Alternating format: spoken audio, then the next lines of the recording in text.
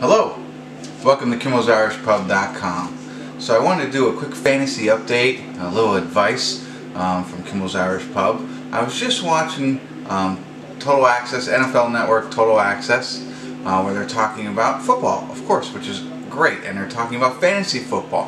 One of the things that they do is they talk about when you should draft a player. Specifically, they were talking about Andrew Luck. When do you draft Andrew Luck? And this is a very common mistake that I think a lot of these shows and these websites make. They'll say you should draft him, and this is what their quote was, in the 10th or 11th round. That is not true. Now you talk about Andrew Luck, let's back up a second. He's probably top 4 or 5 quarterback in the league when he plays the whole season. That's where most people would have him ranked. Now that he's injured, we don't know when he's coming back. We think it's at least not the first week, maybe second, who knows. There's a lot of question marks there. So some people have him ranked 10th. Okay?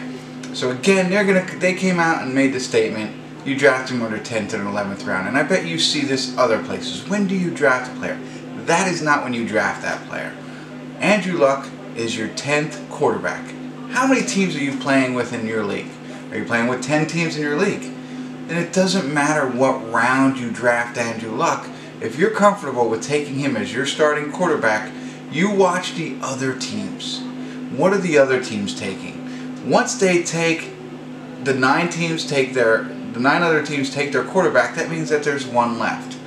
That's when you take Andrew Luck. If he's ranked 10th and that's the order of the picks that they go, then you take him. Doesn't matter what round it is. They fall into this trap all the time saying this is what round you should take them. That has no bearing on your draft strategy.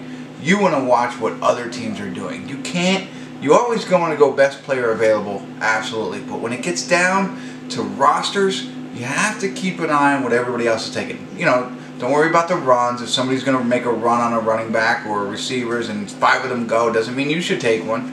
But still take the best player available. When you're talking about quarterbacks, everybody needs their starter. They need to get their whole roster full. So whatever your roster size is, whether it's 1 quarterback, 2 running backs, 3 receivers, you got to be watching that and deciding, okay, between this pick and your next pick, what are the next people going to take? Well, all the other owners in your league have 9 quarterbacks, but they all have their starting quarterback, and they don't have their starting running backs yet, or all their receivers, or their tight end, or whatever other positions you have in your league. They're the most common ones. You could wait. Nobody's going to draft their backup quarterback before they fill out their roster, more than likely, unless they're taking a hurt quarterback in the beginning. If they took Andrew Luck already, they might back him up early. That's what you should pay attention to. Don't just draft on the position and the best player available. Look at other people's rosters. Start trying to predict what you think is going to happen. You may be able to wait on a quarterback or another position like that if you're fully aware of what's going on. So when they talk about draft him in this round, ignore that. Don't ever listen to that. Do what's best for your team, in your situation, in your draft. Hopefully this was helpful. That's it for now. I'll talk to you later. KimmelsIrishPub.com.